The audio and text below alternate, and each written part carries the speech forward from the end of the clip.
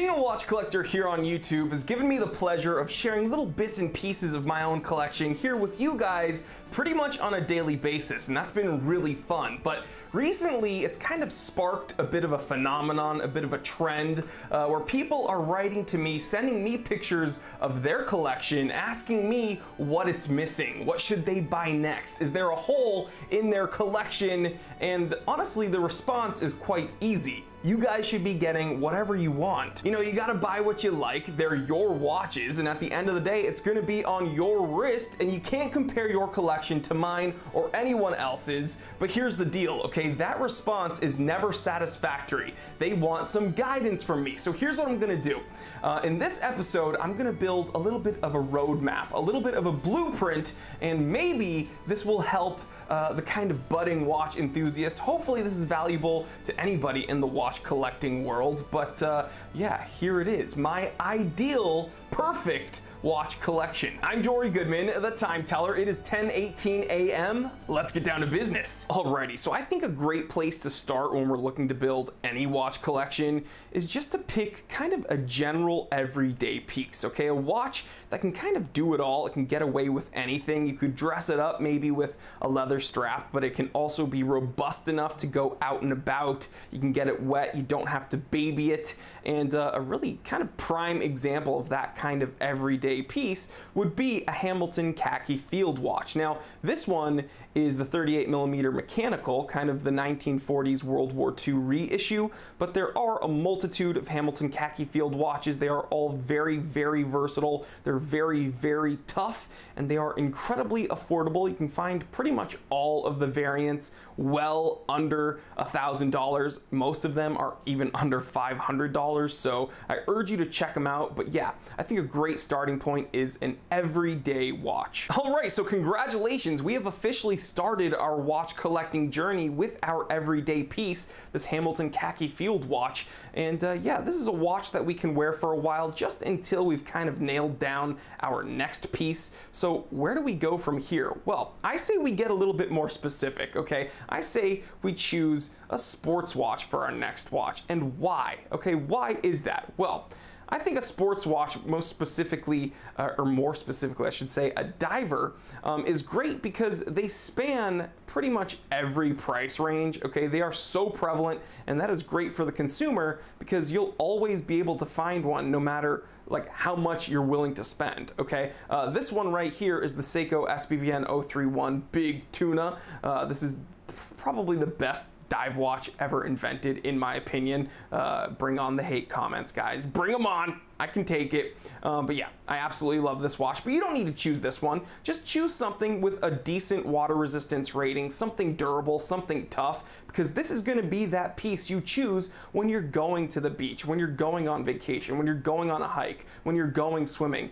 That watch that you choose when, you know, you want something durable, something stainless steel, and something fun to wear. And you know, this tuna would be my pick, but there are a ton of them, and a lot of them are incredibly affordable, and I've made videos about a lot of them. So I think a sports watch, a dive watch, that should be your next piece. All right, so we are good to go with our kind of general everyday piece, and we've actually started to get a little bit more specific with our dedicated sports watch, our diver. But why don't we class it up a bit, huh? Why don't we enter the realm of the dress watch? All right, guys, so here's a really good example of my ideal dress watch. Something kind of simple, but very, very elegant and classic. You know, in my opinion, a dress watch doesn't have to have a whole lot going on. It just needs to nail it when it comes to elegance, and I think this Grand Seiko J14070 did just that. Now, this is a very special watch in my collection because it is the first ever Grand Seiko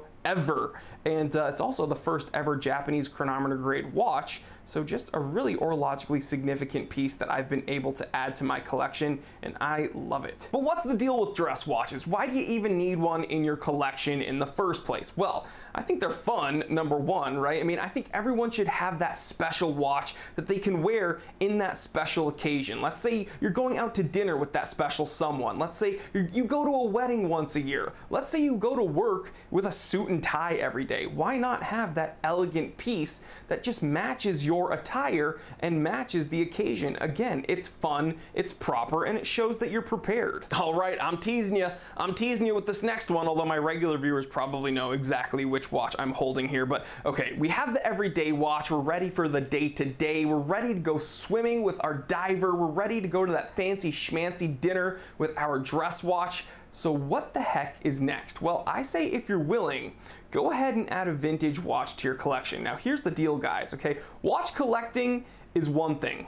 Vintage watch collecting is a whole new animal, okay? You need to be careful, but you will find yourself becoming incredibly knowledgeable about watches because you need to know a lot, and there's a lot to learn and a lot to look out for when you're spending your money on vintage watches, okay, guys? Now, here's the thing. Every watch tells a story.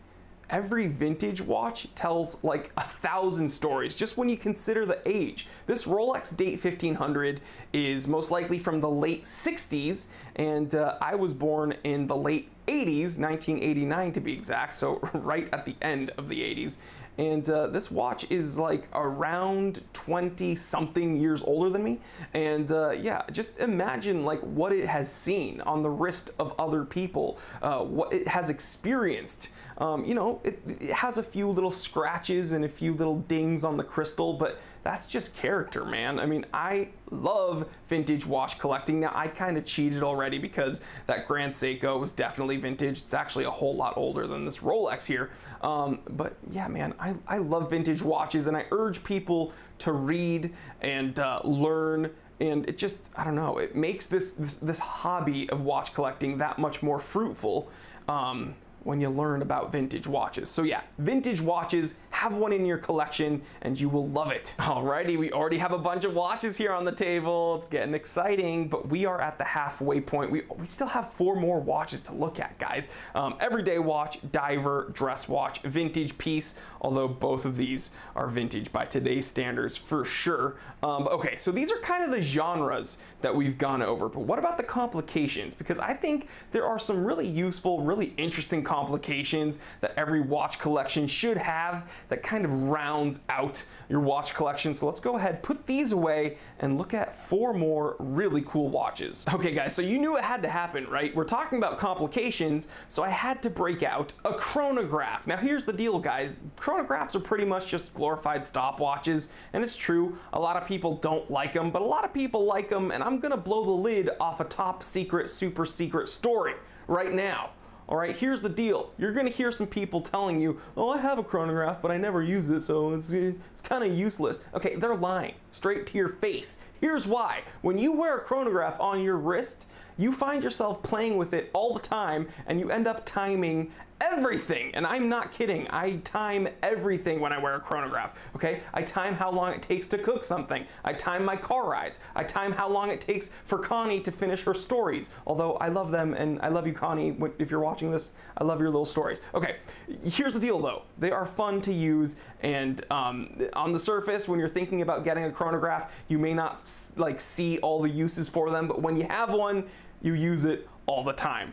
There, okay, mind blown. That's the truth. All right, so now that we've gotten that out of the way, this is my Certina DS2 Chronolympic, one of my favorite chronographs. I love this even more than my Omega Speedmaster moon watch. And here's the deal. Although this Certina DS2 did not go to the moon, it did go someplace else that's pretty high up there. This is the watch that climbed Mount Everest. All right, so another really cool watch with a very interesting history.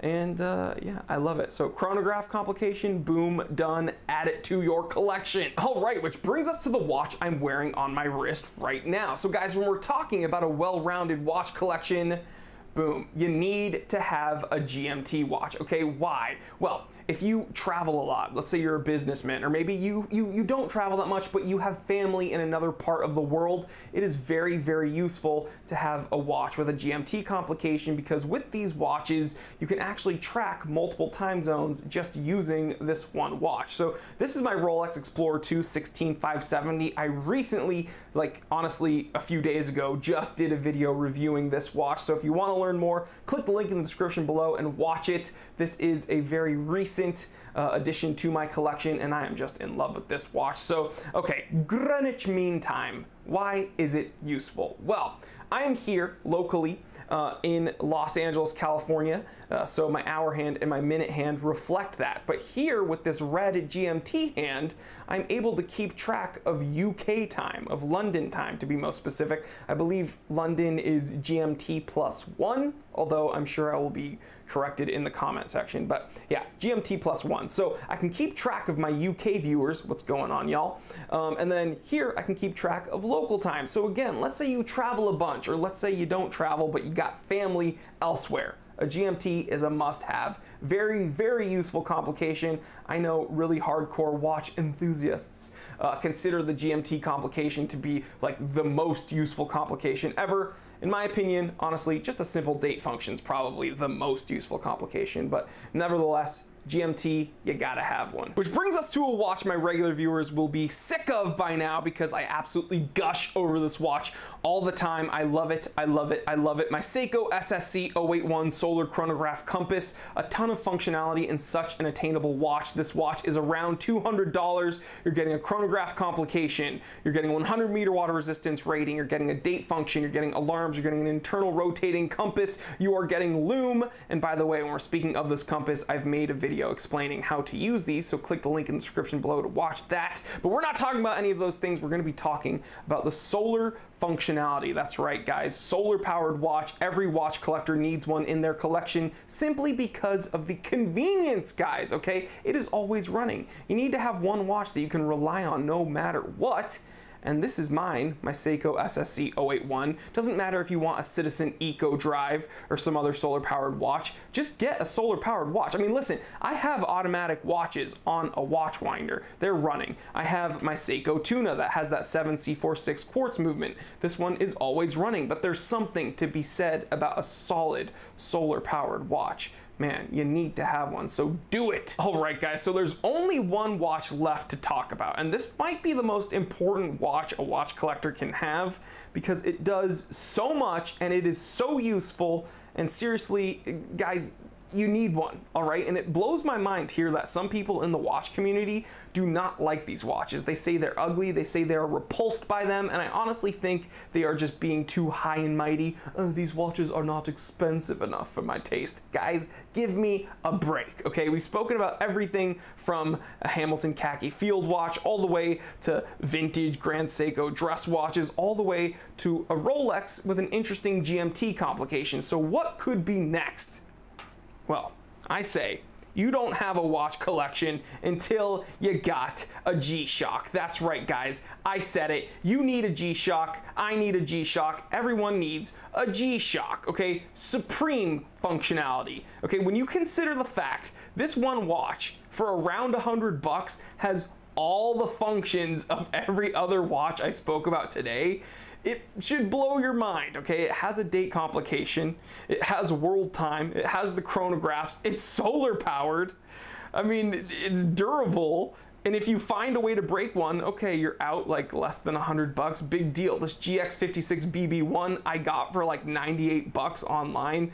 Give me a break, such a cool type of watch. Everybody asks me like my apocalypse watch, my end of the world watch, and although it's romantic to think of being, you know, in a survival situation with your Hamilton khaki field watch, I'd honestly, if I had a choice, I'd rather have a GShock on my wrist. Dude, even my Seiko Tuna, okay, like my favorite bad boy, tough guy watch, if it came down to it, I'd rather have a GShock if it meant, you know, needing to have a supremely durable watch on your wrist. I don't think you can do better than this.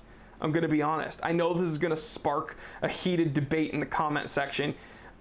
If you say you don't like them, you're lying to yourself, guys. All right? Seriously, GShocks are it. You need a GShock in your collection. Such cool watches, seriously. I'm not too good for a GShock. I don't think you're too good for a GShock. I don't think anybody's too good for a GShock. You can have a Rolex on your wrist 1 second and then throw this on your wrist, and I don't think that's weird at all. Price has nothing to do with the cool factor. In fact, I think GShocks are cool because you're getting so much functionality and they are dirt cheap. Yeah, ridiculous. The only thing this watch doesn't do is it's not, you know, in the vintage category, but if you wanted a vintage one. I suppose you could just pick up like a DW 5600, because these are, I mean, these have been around forever. I don't know if they're considered vintage yet, but yeah, been around for a while. So guys, hope you enjoyed this video. That was my conclusion. You need dress watches, sports watches, everyday watches. We went over some complications, but at the end of the day, you need a G-Shock. And that's really it, guys. Again, you don't have to have these specific watches in your collection. You don't even have to have these genre of watches in your collection. This is just to help out the budding watch enthusiast, maybe give them some ideas of what they should look for next. And yeah, it was a super fun episode to make. I hope you enjoyed it. I hope you enjoy the rest of your Monday, and I hope the rest of your week is amazing. Guys, please click the link in the description below to check out the Time Teller shop. I add new watches and watch accessories to that store daily, and it helps the channel out a ton when you do that. So thank you. Also, go ahead and click that subscribe button. It takes 1 second and helps me out a ton. And while you're at it, you can go ahead and click that little bell icon so you do not miss an episode of the Time Teller. There's just so much more awesome content on the way, and you don't want to miss it. I'm telling you guys, please like, comment, and subscribe. Share this with other watch enthusiasts, other people that you think would enjoy this. I'm Jory Goodman, the Time Teller, and always remember, I didn't invent time. I just tell it.